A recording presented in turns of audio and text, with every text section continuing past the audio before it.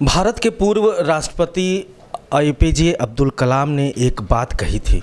उन्होंने कहा था कि सपने वो नहीं होते हैं जो बंद आँखों से देखा जाता है, सपने वो होते हैं जो सोने ही नहीं देते हैं इंसान को। लेकिन हमारे साथ एक ऐसी शख्सियत है, जिन परिस्थितियों में वो रहे हैं, जिन चीज़ों का उन्होंने मुकाबला किया है, जो सारी कठिनाइयाँ रही हैं, वहाँ पे सपने देखने की इजाज़त दी ही नहीं जाती है। लेकिन उसके बावजूद भी उस इंसान ने सपना देखा और सिर्फ देखा ही नहीं, उसको पूरा भी किया।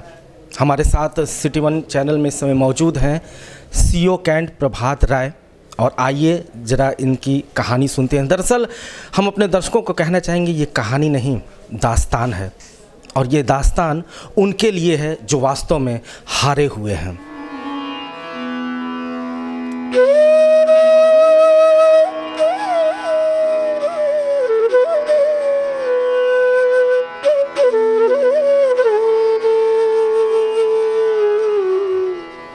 सर, बहुत बहुत स्वागत है। सबसे पहले तो हम आपके प्रारंभिक जीवन के बारे में जानना चाहेंगे कि कैसे पढ़ाई लिखाई हुई और क्या क्या चीज़ें हुई। सबसे पहले तो मैं आप सभी लोगों को थैंक यू बोलूँगा अपनी तरफ से कि आप लोगों ने मुझे ये सम्मान दिया और हमारे बारे में जानने की इच्छा प्रकट की। इस बात के लिए थैंक यू सो मच।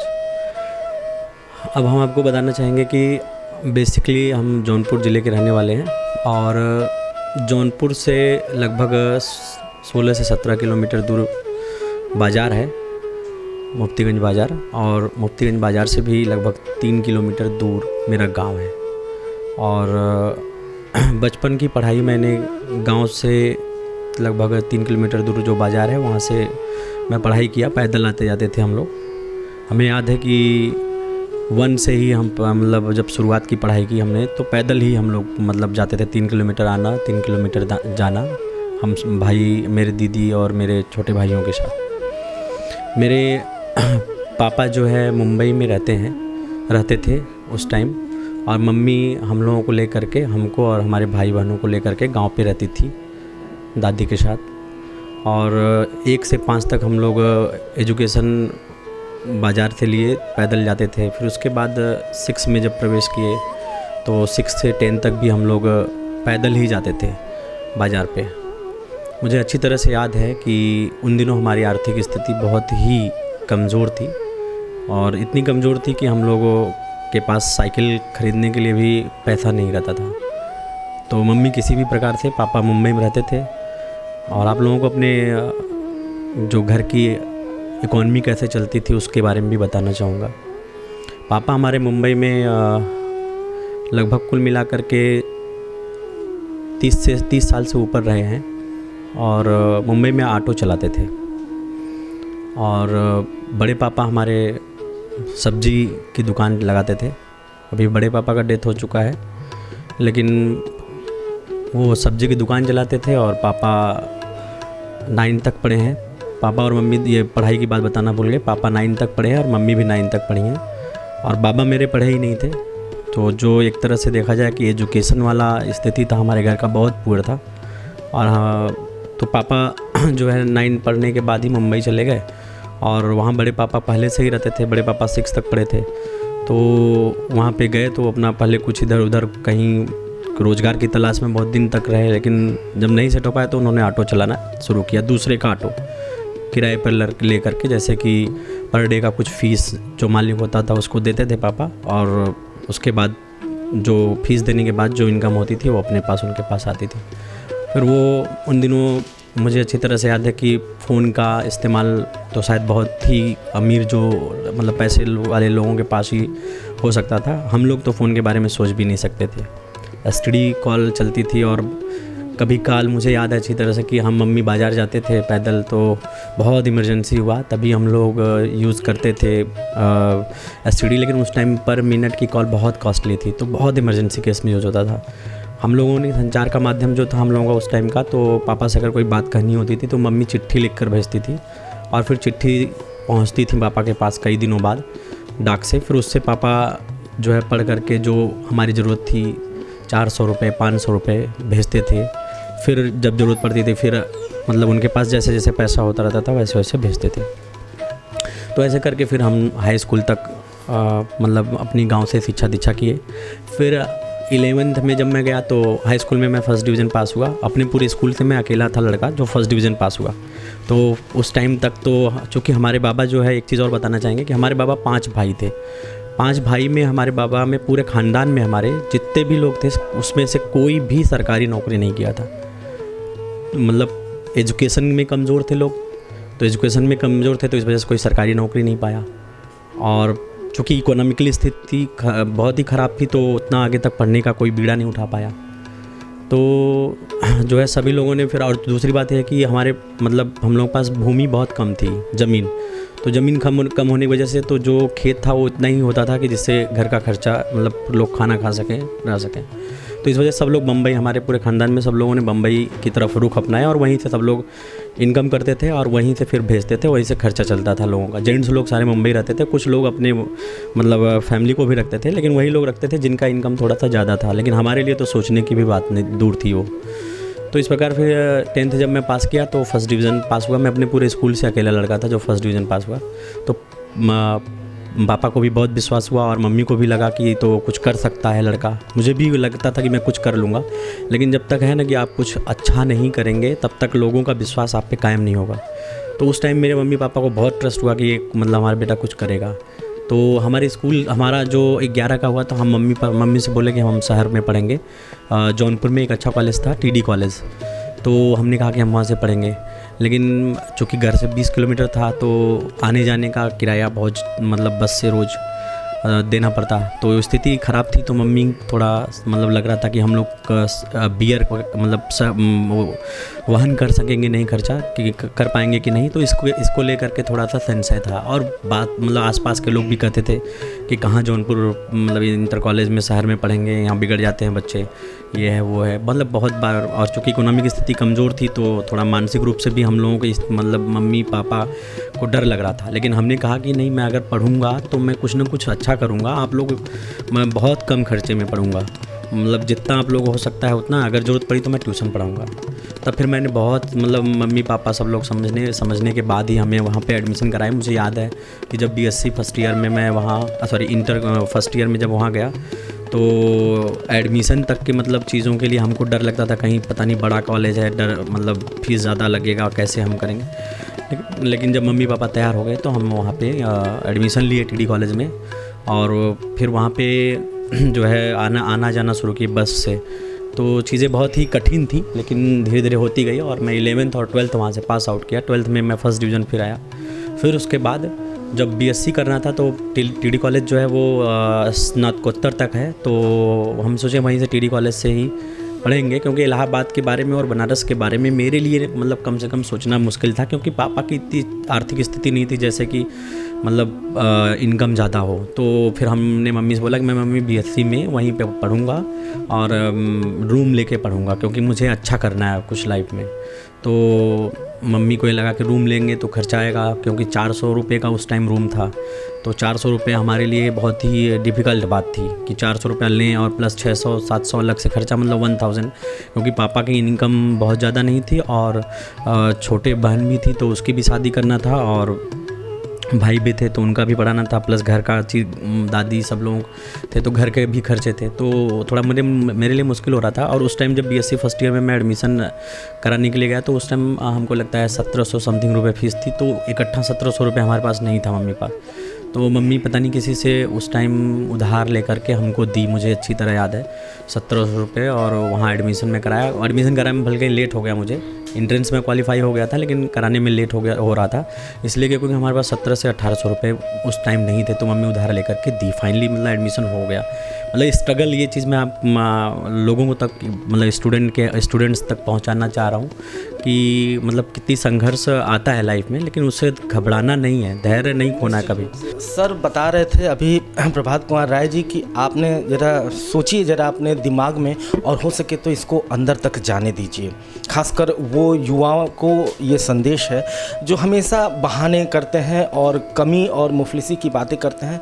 ज़रा सोचिए 400 रुपया क्या होता है, 1700 रुपया क्या होता है। और जिसका फादर खुद ऑटो चलाए, वास्तव में सपने वो नहीं देख सकता है। आगे हम इसी पे बात करेंगे कि आखिर इतनी हिम्मत कैसे आ गई इस वातावरण में भी, इस गुर्बत में भी, इस गरीबी में भी इतना बड़ा सपना देख लें कि पीसीएस क्वालिफाई कर जाएं। इसके बारे में ज़रा आप बताएं। जी, तो फिर मतलब बीएससी में मैं वहाँ पे रहा तो मुझे याद है कि मैं 400 रुपये किराए का बेयर नहीं कर सकता था। तो हम एक रूम मतलब एक रूम लिए और 3 लड़के उसमें रहने लगे।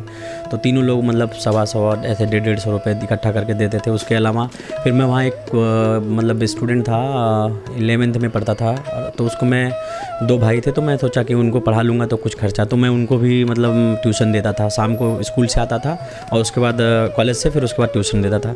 इस प्रकार से मतलब कुल मिला जुला के हमें उस टाइम 500 रुपये मिलते थे महीने के। तो 150 रुपये मैं किराए में दे देता था और बाकी 300 से उसमें अपना मतलब खर्चा, और जो दाल और गेहूँ चावल ये सब चीज़ें होती हैं वो हम अपने घर से लाते थे।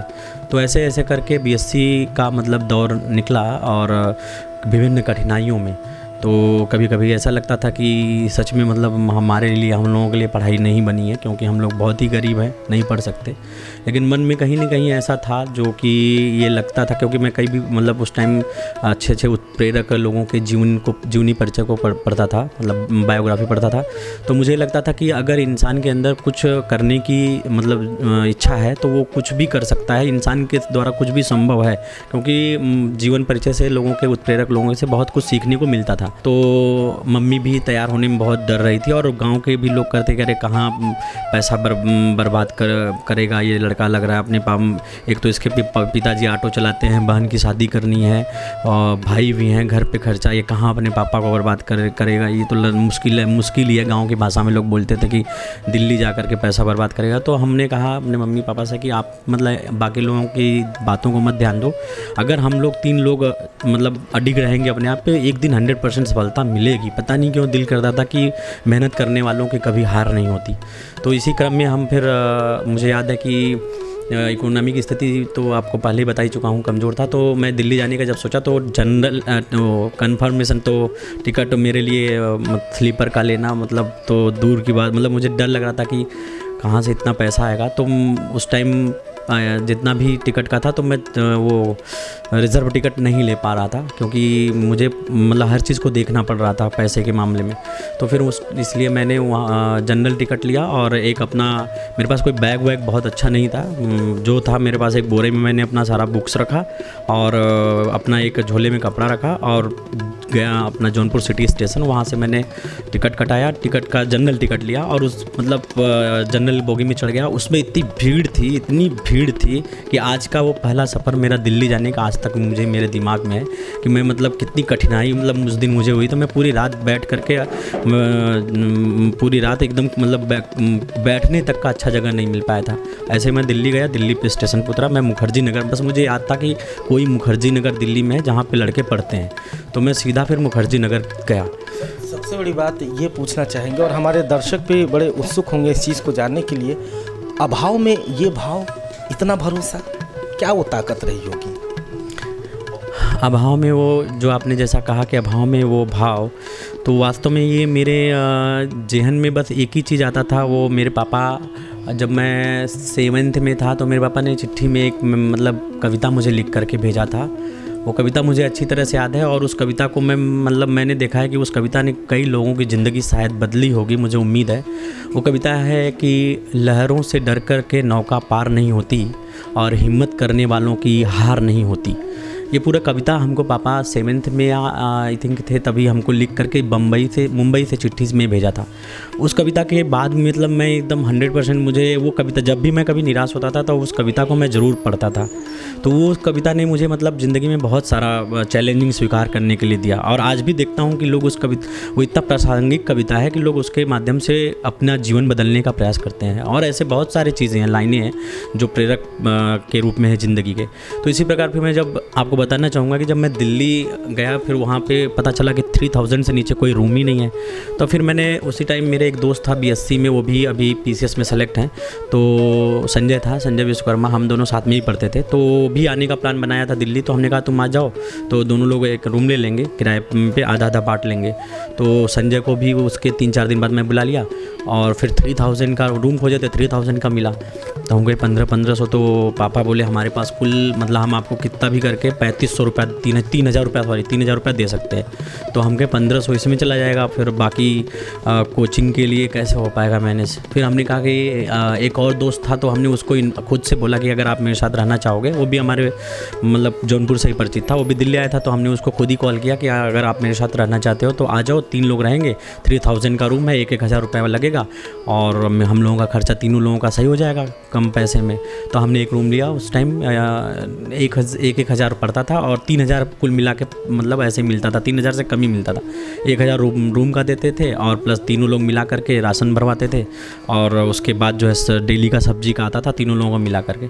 इस प्रकार मतलब पापा वहाँ ऑटो चलाते थे और जब हमको लगा कि इकोनॉमिकल स्थिति बहुत ही मतलब उस टाइम बियर कर पाना मुश्किल था, कभी कभी 3000 तो टाइम से आ जाता था लेकिन कभी कभी नहीं आता था।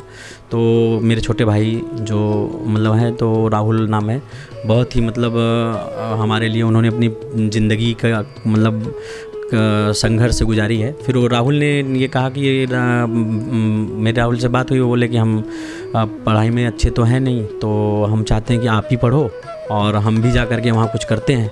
तो हमने मना किया सबको, नहीं ऐसा नहीं है, अगर हम भी कुछ यहाँ ट्यूशन पढ़ा लेंगे। तो राहुल बोले नहीं, छोटे बहन की शादी भी करनी है तो जाना पड़ेगा और घर के भी कुछ न कुछ हमेशा खर्चा आता रहता था। तो उसी टाइम जो है फिर राहुल भी पढ़ाई छोड़ करके चले गए मुंबई और मुंबई में फिर वो गए तो उनको जब स्किल नहीं था, वो इंटर 11th छोड़ करके गए थे तो उनको स्किल नहीं था तो कोई जॉब कहाँ मिल पाता।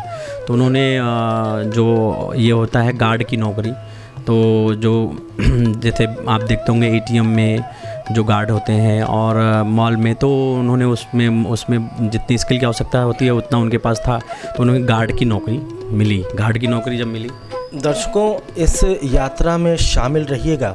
ये सिर्फ यात्रा नहीं, ये सिर्फ कहानी नहीं, ये पूरी की पूरी दास्तान है। और निश्चित रूप से हमारा ये प्रोग्राम दिखाने का मकसद ही यही था कि शायद हमारे लाखों दर्शक हैं, उसमें से अगर एक भी CO प्रभात राय के ज़िंदगी से प्रभावित हो जाए और अपने ज़िंदगी की दिशा मोड़ दे, जो हारा हुआ है वो अपने आप को इस इंटरव्यू के बाद ताकतवर समझने लगे, तो हमारा ये प्रयास सफल रहेगा। ज़रा इस यात्रा में शामिल रहिएगा। सारी चीज़ें प्रभात जी बड़े दिल से कह रहे हैं और उन चीज़ों को याद कर रहे हैं, वो इस अपने आप को उस जोन में महसूस कर रहे हैं, अपने संघर्षों को बता रहे हैं। सर आगे फिर तो राहुल को, हमारे छोटे भाई को गार्ड की नौकरी मिल गई और उस टाइम हमको लगता है कि 4000 ऐसे कुछ, मतलब थोड़ा सा याद नहीं आ रहा है, मतलब कम ही पैसा मिलता था। तो पापा और राहुल दोनों लोग कमाने लगे। फिर डे बाय डे दिल्ली का मतलब हर साल प्रति साल जो है चार्जेस, रूम रेंट बढ़ता जा रहा था और मुझे कोचिंग की फ़ीस भी जमा करनी होती थी। जैसे मतलब मेरा ऑप्शनल था हिस्ट्री, तो मैं हिस्ट्री का कोचिंग लिया वहाँ पे और जनरल स्टडीज़ का भी लिया, तो उसके लिए फ़ीस की बहुत ज़्यादा ज़रूरत पड़ती है। मतलब जैसे उस टाइम की फ़ीस अब की तुलना में बहुत कम थी, लेकिन उस टाइम के लिए बहुत ज़्यादा थी। तो मतलब जैसे पापा हर महीने 2000 करके जुटाते थे, राहुल मतलब मेरे भाई। फिर वो जब जुड़ गया तो फिर मैं 5-6 महीने बाद कोचिंग मतलब वहाँ पे ज्वाइन किया और जब कोचिंग ज्वाइन किया फिर हिस्ट्री किया, फिर ऐसे ही जनरल स्टडीज़ किया। फिर जब मुझे लगा कि जब मैं थोड़ा स्ट्रॉन्ग हो गया हूँ, अब मतलब मैं मतलब मुझे जानकारी हो गई है कि सिविल सर्विस होता क्या है, तब फिर मतलब मैंने सोचा कि मैं भी कुछ करूं, मतलब मैं भी ट्यूशन पढ़ाऊं, जिससे कि मतलब हम कुछ अपने से खर्चा निकाल सकें। क्योंकि शुरू में तो 3000 में हो जाता था, लेकिन जब 10th 11 12 जब धीरे धीरे बढ़ता गया, मतलब ईयर्स 2011 आ गया, 2012 आ गया, तो उस टाइम रेंट भी बढ़ता जा रहा था। जैसे एक कमरे का किराया अगर 2008 में 3000 था, तो उसी कमरे का किराया जो है 2012 मतलब 2012 में लगभग 5500-6000 हो गया। तो फिर हमने सोचा कि अब हम भी थोड़ा पढ़ाएंगे, क्योंकि हमें सिस्टर की शादी भी करनी थी, तो उसके लिए भी हम लोगों को पैसा चाहिए था। तो हमने ट्यूशन पढ़ाना मतलब शुरू किया, मतलब ट्यूशन पढ़ाया तो उससे मुझे 2000-2500 अपने से मिल जाते थे और उसके अलावा पापा 3000 भेज देते थे, तो कुल मिला करके 5000 रुपया हमारे पास इकट्ठा हो जाता था। उससे हम अपना पढ़ाई करते थे, किताब।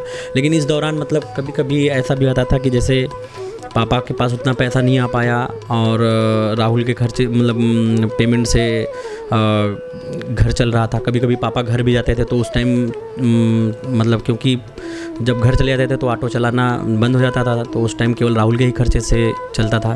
तो ऐसी स्थिति में कई बार होता था कि मेरे पास मतलब मंथ के लास्ट में या कभी कभी मंथ के शुरू में भी मतलब बिल्कुल पैसा नहीं होता था। ये बात मतलब मैं एकदम एक्चुअल आप लोगों को बता रहा हूँ कि आप लोग इस को कुछ हो सकता है उत्प्रेरणा मिले। और मैं चाहूँगा कि जो हमारे मतलब ऐसे लोग हैं जिनके पास इकोनॉमिकली प्रॉब्लम है वो कभी हिम्मत ना हारे। यही मैं पूछना चाह रहा था कि ये सारी चीज़ें हो गई, गरीबी में था, संघर्ष था, कभी पीछे मुड़ के डर लगता था कि अगर नहीं हुआ तो क्या होगा? क्योंकि ये डर है लोगों में, युवाओं में ये डर है। जी बिल्कुल।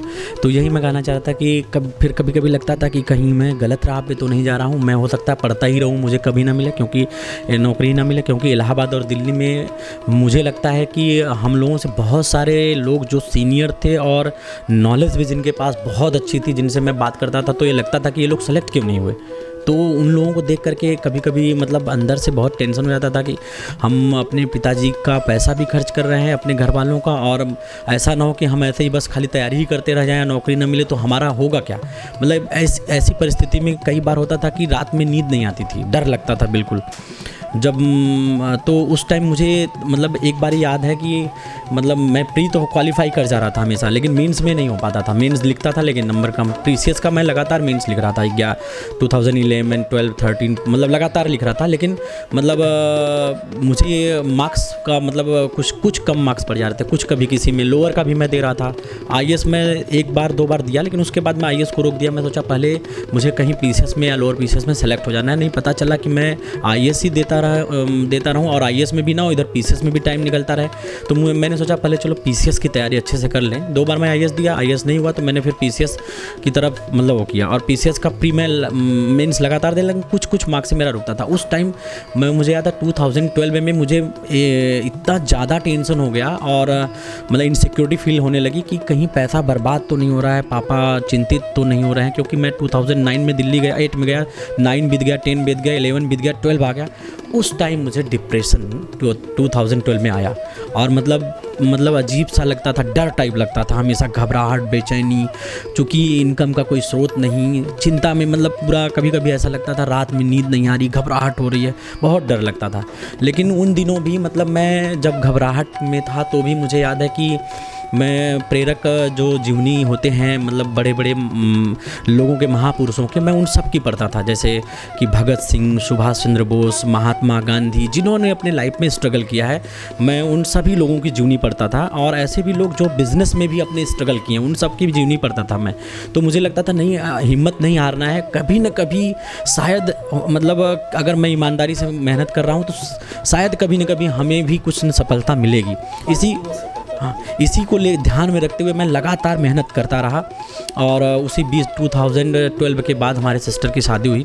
तो उस टाइम थोड़ा इकोनॉमिकल स्टेटस बिल्कुल उधर पैसा खर्च होने की वजह से कमज़ोर और हो गया। लेकिन उस दौरान मेरे याद है मतलब मेरे दोस्त जो हैं वो सारे लोग सपोर्ट किए और मुझे हिम्मत नहीं हारने दिए। मैं एक बार झारखंड का एग्ज़ाम था तो मैं अदर स्टेट का भी देता था। झारखंड में जब एग्ज़ाम था तो प्री का एग्ज़ाम देने के लिए मेरे पास इतना पैसा नहीं था कि मैं टिकट कटा के वहाँ जाऊँ, वापस वहाँ होटल में रहूँ और फिर एग्ज़ाम दे करके आऊँ। तो मुझे याद है सब मेरे दोस्त जा रहे थे और रात का समय था और रात में ही ट्रेन थी। मतलब मुझे इतना जाने का मन वहाँ था कि एग्ज़ाम दूँ, लेकिन मेरे पास पैसे नहीं थे। मैं मतलब उस दिन वहाँ पे पार्क में मैं खुद अकेले खड़ा था और रो रहा था। मुझे मतलब मेरा इच्छा था जाने का, लेकिन मैं जा नहीं पा रहा था क्योंकि पैसा नहीं। तो मैंने अपने दोस्त को फ़ोन किया, हम कहे यार ऐसी सी बात है, एग्ज़ाम छूट जाएगा, क्योंकि मतलब स्थिति थोड़ी गंभीर है, अभी पापा शादी भी किए हैं और पैसा भी इतना नहीं है हमारे पास कि हम मांग सके, कहें 3000 रुपये में दे दीजिए। तब फिर मैंने अपने दोस्त को फ़ोन किया, दोस्त मेरा बोला आप जाओ। तत्काल वो आया फिर, और उन्होंने मतलब वो जॉब करते थे दिल्ली पुलिस में, वो मेरे परिवार की तरह है, तो अभी सब इंस्पेक्टर हैं दिल्ली पुलिस में। तो भैया ने वो मतलब पैसा ले आए और लेके दिए और तुरंत मैं वहाँ से फिर कपड़ा ख़रीदा, क्योंकि ठंडी का समय था, मेरे पास अच्छा कपड़ा नहीं था कुछ कि मैं पहन के जा पाऊँ। तो वो तुरंत कपड़ा ख़रीदे, स्वेटर और मतलब ट्रैक सूट जो भी था उस टाइम। मुझे ये सब बातें इसलिए मैं आपको बता रहा हूँ क्योंकि ये सब मेरे दिल से बहुत जुड़ी हुई चीज़ें कि मैं इन्हें कभी नहीं भूल सकता। फिर वो मैं ख़रीद के फिर उसी दिन ट्रेन का मतलब वेटिंग टिकट लिया और गया मैं दोस्तों के साथ। एग्ज़ाम दे के आया, मैं पास भी हुआ, उसमें मेंस भी दिया मैंने बाद दोबारा में। तो इस प्रकार मतलब जीवन में ऐसे बहुत बहुत बारी मतलब समस्याएं आई। मैं यही कहना चाहूँगा कि जो भी लड़के तैयारी कर रहे हैं, जो स्ट्रगल कर रहे हैं, चाहे स्टूडेंट हो, चाहे कोई व्यवसायी हो, चाहे कोई भी हो, एनीवन, जो भी स्टेज के फेस में युवा साथी हैं, उनसे मैं कहना चाहूँगा कि ज़िंदगी में लाख बाधाएं आएँ, लेकिन जो भी व्यक्ति ईमानदारी से और मेहनत से अपने कार्य को अंजाम देगा, उसे सफलता ज़रूर मिलेगी, क्योंकि सफलता उन्हीं को मिलती है जो मेहनत करते हैं, और मेहनत करने वालों की कभी हार नहीं होती। सर, वो जो आपके मार्क्स बहुत ज़्यादा थे और फिर भी आपने डिप्टी एसपी चुना था, कुछ ऐसी बातें हुई थी? हाँ, मेरा मार्क्स हाँ, फिर 2000 मतलब आपको बताना चाहूँगा कि 2013 में भी मेंस दिया मैं, कुछ नंबर से मेरा इंटरव्यू रुका। 2014 में मैंने फाइनली दिया, और मैं उस दिन को बताना चाहूँगा जिस दिन रिज़ल्ट आया, वो बहुत यादगार लम्हा है। और 2014 में मैंने प्री दिया, मेंस दिया, फिर फाइनल रिज़ल्ट आया इंटरव्यू के बाद, तो मैं सेकंड ऑप्शन डिप्टी एसपी डाला था। मेरा मार्क्स एसडीएम के लिए तो मैं क्वालिफाई नहीं कर पा रहा था, क्योंकि बाकी मैं किसी पोस्ट को डाल रहा था तो मुझे मतलब डालता तो मुझे मिलता, तो मैंने सेकंड पे डिप्टी एसपी डाला था, तो इस वजह से मुझे डिप्टी एसपी पोस्ट मिला। तो उस दिन मुझे याद है कि ये बात जो है 11 अगस्त की है। 11 अगस्त को रिज़ल्ट आना था। डे बाय डे रोज़ होता था कि आ जाएगा रिज़ल्ट, रोज़ का दिन मतलब बेचैनी में गुजरता था कि आज शाम को रिज़ल्ट आ जाएगा, हो सकता है भाग्य बदल जाए। पापा उधर रोज़ फ़ोन करते थे कि मतलब इच्छा नहीं करती ऑटो चलाने की, बहुत वो है, बस सिलेक्शन हो जाएगा आपका, मेरा। और भाई भी, मतलब हमारे घर के हर सदस्य ये सोचते थे कब रिज़ल्ट आएगा, कब रिज़ल्ट आएगा। तो ये वो लास्ट दिन 11 सफलता का दिन 11 अगस्त मुझे याद है। शाम होते होते ये हुआ कि शाम को रिज़ल्ट आएगा, लगभग 5 बज रहा था, और मुझे ये सूचना मिली कि रिज़ल्ट आने वाला है। मैं भागता हुआ मतलब मोबाइल स्विच ऑफ करके, मुझे लगा पता नहीं होगा कि नहीं होगा, मैं क्या करूँगा इसके बाद, इतना पैसा भी मतलब लग चुका है पढ़ाई में। तो फिर हम पार्क में आ गए, अपने दोस्त को बुलाया कि यार बहुत घबराहट हो रही है, क्या होगा पता नहीं आज।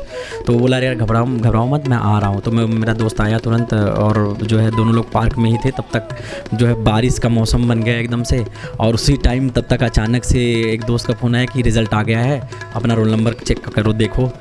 मतलब कसम से बता रहा हूँ, वो दिन मुझे आज भी याद है। मेरा एकदम पूरा का पूरा मतलब रोए खड़े हो गए, और एकदम से मैं कांपने लगा। मुझे लगा कि अगर नहीं हुआ तो मैं कहाँ जाऊँगा इस टाइम, क्योंकि बहुत मतलब 2008 से 2014 आ चुका था, 15 में रिज़ल्ट आया था। तो जो है उसी टाइम मैं मोबाइल फिर हिम्मत करके खोला, और जब मोबाइल खोला तो फिर उसमें वेबसाइट पे जा कर के रिज़ल्ट लोड किया, उसके बाद रोल नंबर डाला। तो मैं 3 डिजिट जैसे ही डाला तो सब मतलब ब्लिंक कर रहा था उसमें, और जब मैंने फाइनल डाला तो उसमें ब्लिंक किया, तो मतलब समझ लीजिए वो दिन मेरे जीवन का ऐसा दिन था जिसको मैं पूरी ज़िंदगी कभी नहीं भूल पाऊँगा। मतलब ब्लिंक करते ही मतलब मुझे विश्वास ही नहीं होता कि ये मेरा ही रोल नंबर है। फिर बोला मैंने कहा दोस्त यार ये मेरा रोल नंबर नहीं, किसी और का तो नहीं है। तो बोला नहीं देखो फिर से इसको ब्लिंक करो, देखो कौन सी पोस्ट मिली है। तो हमने जब वो किया, फिर से वो क्लिक किया, तो उसमें लिख करके आया डिप्टी सुपरिटेंडेंट ऑफ पुलिस। कसम से बता रहे हैं कि वो ज़िंदगी का दिन ऐसा है कि उसे कभी भूल ही नहीं सकते। मैंने अपने दोस्त से बोला ये मेरा रोल नंबर ही है कि किसी और का है। हमने कहा यार मुझे विश्वास नहीं हो रहा है कि मैं डीएसपी बन गया हूँ। वो बोला नहीं आप ही का है, आप यही लिखे थे अपने हाथ से ही, तो इसमें डालो। तो हम कहा एक बार आप चेक करो, मेरे रोल नंबर में लिखा था हाथ पे। तो फिर से चेक किया, कहा यार आप ही का। हम कहा यार हमें पता नहीं क्यों ट्रस्ट नहीं हो रहा कि हम डीएसपी बन गए। हमने फिर से जो है हम गए घर से फिर से हमने रोल नंबर का वो अपना एडमिट कार्ड निकाला, उसमें रोल नंबर एक फिर से मिलाया और चेक किया तो हमारा ही था। फिर मैंने उसके बाद मतलब समझिए कि मैं कुछ समझ ही नहीं पा रहा था कि मुझे कितनी क्या बोलना है, इतनी खुशी थी। फिर मैंने पहला कॉल अपने पापा को मिलाया, पापा से बोला मैं कि पापा को भी इंतज़ार था। बोले रिज़ल्ट आ गया है? तो बोले हाँ पापा। हम बोले आ गया। और पापा को बताया कि पापा मैं डीएसपी बन गया। उसके बाद मतलब मैं और पापा इतने भावुक थे फ़ोन पे ही कि मतलब पापा को भी मतलब एकदम से आंसू टाइप आने लगे उधर से, और मुझको भी। फिर पापा बोले कि अभी हम भी ऑटो यही खड़ा करके और जा रहे थे मतलब रूम पे। तो जो है खोली लिए थे पापा वहाँ पे, तो खोली पे जा रहे थे।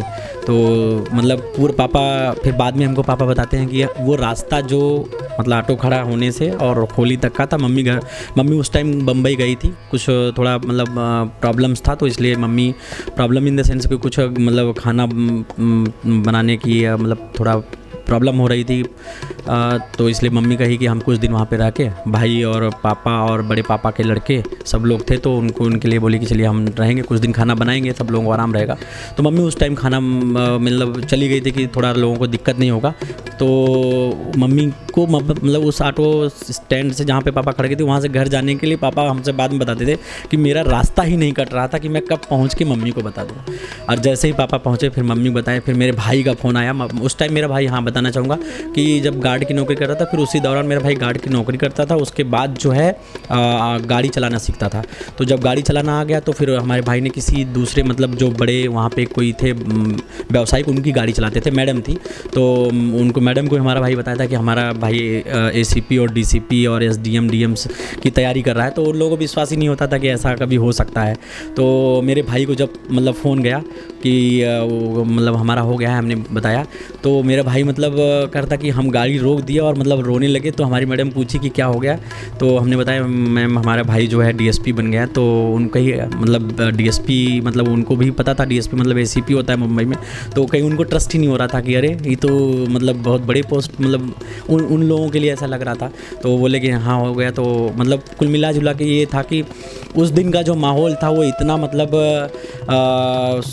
खुशी के साथ साथ मतलब इतना भावुक क्षण था कि हम लोगों के ज़िंदगी में कुछ बदलने जैसा लग रहा था। और पूरे हमारे ख़ानदान के लिए मैं पहला ऐसा लड़का था जो नौकरी पाया था। तो उस पल के लिए मैं मतलब बहुत मतलब वो हूँ कि वो भगवान ने हमको ऐसा पल दिया जिसको मतलब हम लोग आज भी नहीं भूल पाते। और आप लोगों को, मैं स्टूडेंट्स के लिए भी यही कहना चाहूँगा कि मतलब हिम्मत कभी हारना ही नहीं चाहिए। मतलब जो आप कभी यात्रा करेंगे तो आपके रास्तों में बहुत सारी बाधाएं आएंगी, लेकिन जो सफल वही होगा जो उन बाधाओं की तरफ ध्यान नहीं देगा, लोगों के तरफ जो नेगेटिव पॉइंट्स हैं उनको नहीं ध्यान देगा, नकारात्मक चीज़ों को, और हमेशा अपने अंदर पॉजिटिव मतलब अच्छे ख्याल लाएगा, विचार लाएगा कि हम कुछ कर सकते हैं। उसे हमेशा यही सोचना है कि आई कैन डू, मतलब मैं कर सकता हूँ। क्यों आपने, अगर आपके अंदर कभी ऐसा विचार आ रहा हो कि नहीं मैं मतलब हार जाऊँगा, तो आपको उसी के साथ ये भी सोचना है कि मैं क्यों हार जाऊँगा। आपको कभी नहीं हारना है। आपको जब भी लगे कि आप हार रहे हैं तब आप उस टाइम पे निश्चित रूप से ऐसे प्रेरक लोगों के चीज़ों को पढ़िए जो मतलब कि अपनी ऊंचाइयों की मतलब बुलंदियों तक पहुँचे हैं, अपने संघर्षों से पहुँचे हैं, जिनके पास कुछ नहीं होता उसके बाद भी वो पहुँचे हैं। जैसे अभी आप देखे होंगे अरुणिमा सिन्हा का भी नाम आपने सुना होगा। वो ऐसे शख्सियत को पढ़िए जिन्होंने अपनी ज़िंदगी में लाख बाधाएँ होने के बावजूद भी सफलता को अर्जित किया। निश्चित रूप से हमारा मकसद सिर्फ यही था कि जो सोए हैं वो जाग जाएं, जो हारे हैं वो उठ जाएं लड़ने के लिए। क्या चाहिए आपको? बाप ऑटो चालक, भाई गार्ड, बड़े पिताजी सब्जी बेचने वाले, इससे भी ज़्यादा क्या प्रेरणा की ज़रूरत है? और लड़का बना डिप्टी SP, और वो भी CO कैंट गोरखपुर, जो कि अपने आप में इतना ज़्यादा महत्वपूर्ण ये सर्किल है कि इसके अंतर्गत एयरपोर्ट, रेलवे स्टेशन और बस स्टेशन तीनों परिवहन के साधन आते हैं। ये कहानी आपको दिखाना बहुत ज़्यादा ज़रूरी था। और अंत में सिर्फ इतना ही कहना चाहेंगे CO प्रभात राय के बारे में कि जो मुस्कुरा रहा है इस वक्त, उसने कभी गमों को पाला होगा। जो चलेगा आखिर उसी के पैरों में तो छाला होगा। बिना संघर्ष के इंसान चमक नहीं सकता। दिया जलेगा तभी तो उजाला होगा। अपने सहयोगी अभिषेक श्रीवास्तव के साथ सिटी 1 के लिए सुनय पांडे।